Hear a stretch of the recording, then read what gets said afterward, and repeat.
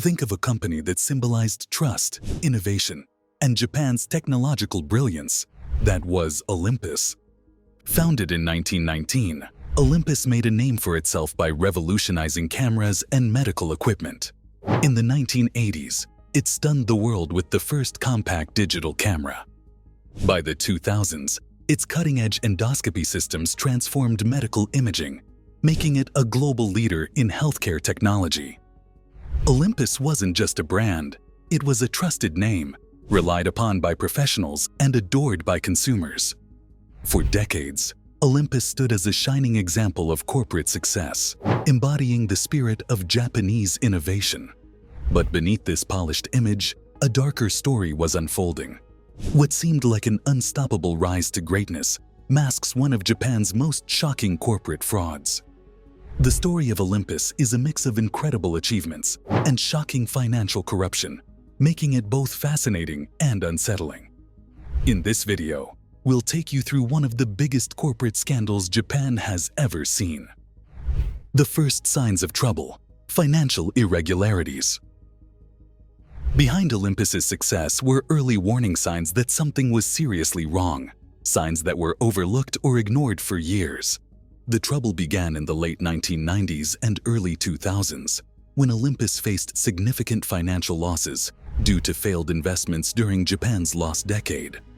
Despite the company's outwardly strong performance, these losses began to weigh heavily on its finances.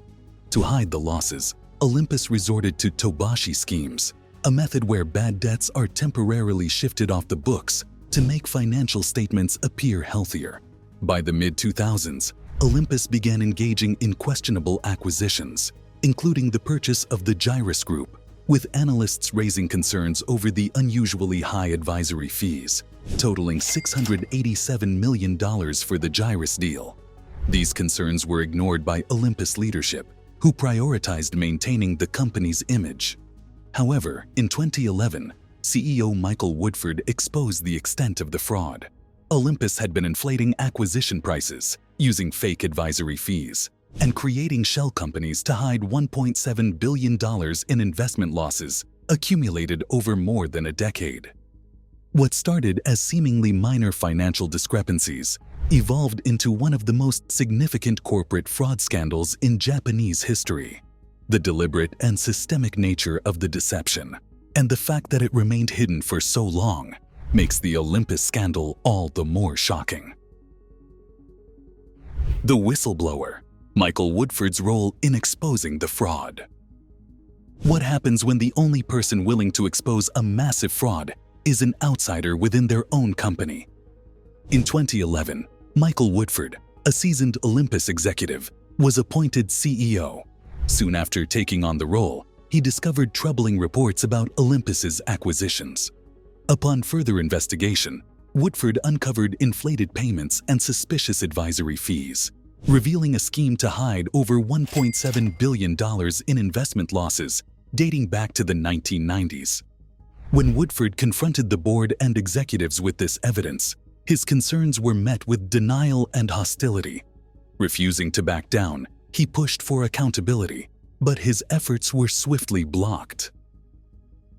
Just 2 weeks after raising the alarm internally, Woodford was abruptly fired, with Olympus citing vague cultural differences as the reason for his dismissal. Instead of staying silent, Woodford went public, bringing his findings to the media and authorities. His brave move led to worldwide scrutiny, prompting resignations and criminal charges against top Olympus executives.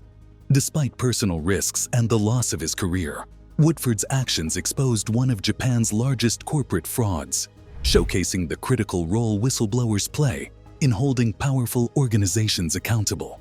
Woodford's stand against corruption turned him into a global icon for corporate transparency, proving that one person's courage can challenge even the most entrenched systems of deceit. The fraud unveiled: what happened and how it escalated. What do you do when you uncover a fraud that's been ongoing for over a decade, involving the highest levels of a respected global company? Michael Woodford uncovered a massive fraud at Olympus, where the company used a deceptive technique called tobashi to hide significant financial losses dating back to the 1990s. Olympus concealed these losses through inflated advisory fees, sometimes in the hundreds of millions of dollars, for acquiring small, obscure companies.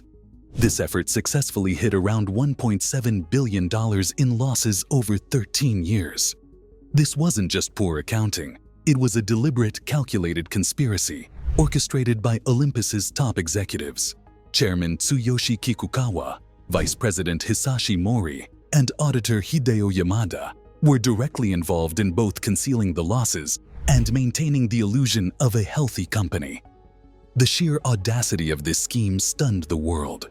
What appeared to be minor accounting mistakes quickly unraveled into one of Japan's most significant corporate scandals.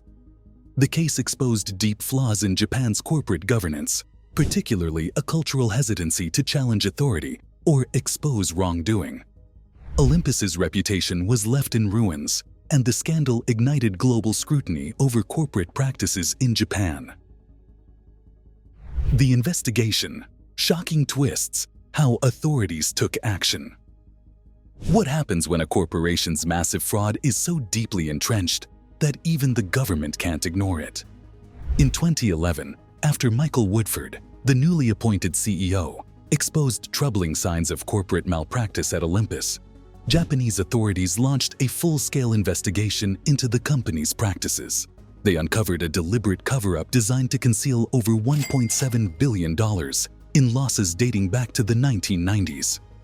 Olympus executives, including former chairman Tsuyoshi Kikukawa, Vice President Hisashi Mori, and Auditor Hideo Yamada, had inflated advisory fees and overvalued acquisitions, using offshore accounts and shell companies to hide the company's true financial condition. As the investigation unfolded, it became clear that Olympus had been systematically falsifying records and creating a complex web of fake transactions to maintain a pristine public image. Despite the company's initial resistance, mounting evidence, including Woodford's testimony, dismantled their efforts to obstruct justice. The executives were arrested and convicted in 2012, but their suspended sentences sparked public outrage, as many believed the penalties didn't reflect the severity of their crimes. This scandal wasn't just a series of accounting mistakes. It was a calculated long-term strategy to mislead investors, regulators, and the public. The case exposed a troubling corporate culture at Olympus that valued secrecy and loyalty over transparency, raising serious questions about corporate governance in Japan. The aftermath pushed for much-needed reform, emphasizing the importance of stronger oversight, accountability, and a shift towards greater transparency in corporate behavior. The Olympus scandal serves as a stark reminder of the risks when a company's culture prioritizes image over integrity. Without vigilance, such misconduct can thrive unchecked for years. Court trials and verdicts. The legal fallout. When the Olympus fraud was exposed, the legal consequences were significant, but the sentences handed down sparked controversy. In 2013, former chairman Tsuyoshi Kikukawa, ex-vice president Hisashi Mori, and internal auditor Hideo Yamada were convicted of falsifying financial statements to cover up billions in losses. Kikukawa received a 3-year suspended sentence, while Mori and Yamada received similar suspended sentences. This meant that none of the executives served time in prison unless they reoffended during the suspension period. The leniency of these sentences, especially considering the massive scale of the fraud, raised widespread criticism. Many felt that the punishment did not reflect the severity of the crime or the damage it caused to shareholders, employees, and the company's reputation. The case also highlighted persistent issues in Japan's legal system, where white-collar crime often results in suspended sentences instead of meaningful prison time. While the convictions showed that corporate fraud wouldn't go unpunished, the outcome still left many feeling that justice was not fully served, especially given the lack of harsh penalties for such a large-scale financial scandal. The fallout, the impact on Olympus and corporate Japan. The Olympus scandal had ripple effects that extended far beyond the company, deeply shaking the Japanese corporate world. The revelation of a $1.7 billion fraud caused Olympus's stock to plummet by 80%, wiping out massive shareholder value. Investor confidence evaporated, and lawsuits from shareholders and stakeholders flooded in.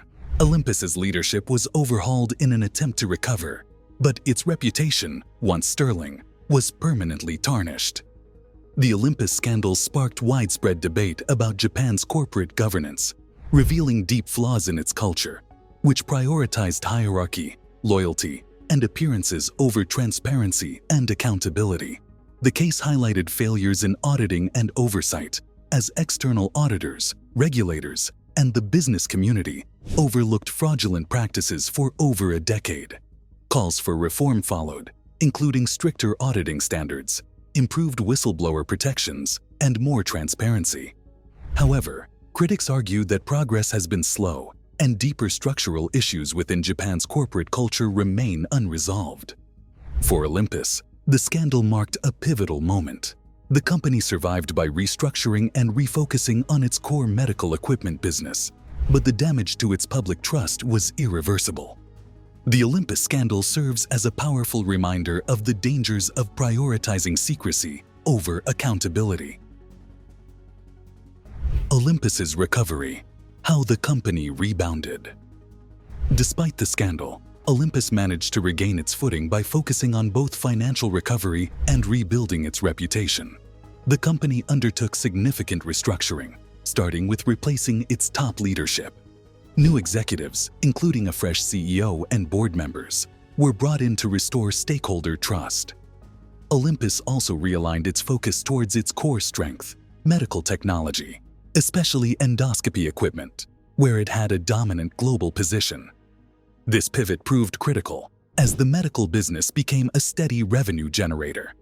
By 2013, Olympus's stock began to stabilize but didn't fully recover from the scandal.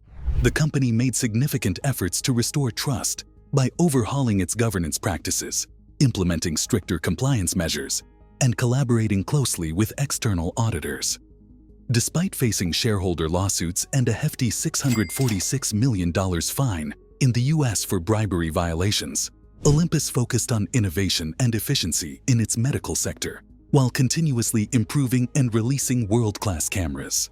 While the company made steady progress, the shadow of its fraudulent past remains a cautionary lesson in corporate integrity. The Olympus scandal offers a powerful lesson in the importance of transparency, strong internal controls, and a corporate culture that values integrity over loyalty and image. It showed how unchecked fraud can thrive when companies prioritize appearances. The aftermath sparked reforms in Japan's corporate governance laws, encouraging stronger oversight and accountability. The courage of whistleblowers like Michael Woodford highlights how individuals can drive systemic change despite personal risks. As we move forward, it's crucial for companies and regulators to strengthen ethical standards and create environments where transparency and accountability are non-negotiable. Let's ensure that the mistakes of the past aren't repeated.